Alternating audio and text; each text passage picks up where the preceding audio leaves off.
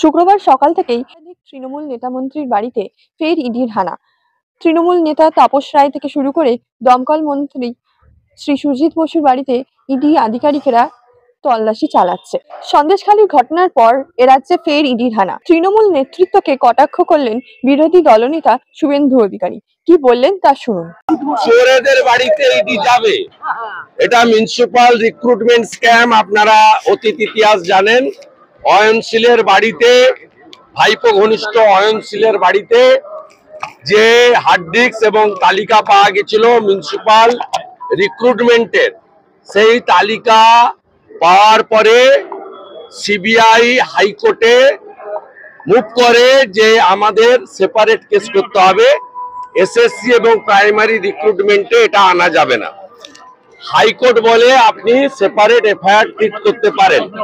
এই এফআইআর কে আটকানোর জন্য প্রথমে ডিভিশন বেঞ্চে যায় ফিরাদ হাকিমের দপ্তর, পরে সুপ্রিম কোর্টে যায়। সুপ্রিম কোর্টে চোর মমতার সরকারের আবদার খারিজ হয়। চোর মমতার সরকার আবদার খারিজ হওয়ার পরে ইনভেস্টিগেশন সিবিআই এবং ইডি করে। সিবিআই প্রাথমিকভাবে যাদের যাদের তদন্ত করেছে নিয়ম পদ্ধতি অনুযায়ী, এটা আমার কথা নয়, তারা ইডিকে তারা হ্যান্ডওভার করে। It's a system PMLA অ্যাক্টে।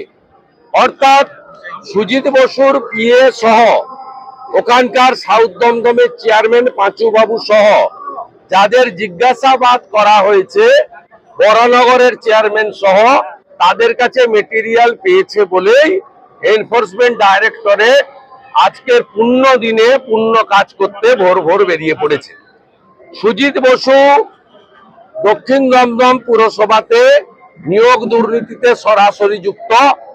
একাধিকবার আমি বা অন্যরা বলেছেন সুজিত বসুর ঘনিষ্ঠ দুই আত্মীয়, দুই শ্যালকের দুই স্ত্রী, তারা কামারাটিতে পুরসভাতে চাকরি পেয়েছে। স্বাভাবিকভাবে এরা প্রত্যেকে যুক্ত, অপর্ণা নিয়োগী যুক্ত, 70টা পুরসভার চেয়ারম্যান এবং তৃণমূলের নেতারা যুক্ত। ব্যাগ গোছানো শুরু করুন, সঙ্গে শীতের জিনিসও রাখবেন। সকাল থেকে তারা আপনাদের একাধিক মন্ত্রী বিধায়কদের বাড়িতে কলকাতা থেকে সৃজিতা শীল, দেশের সময়।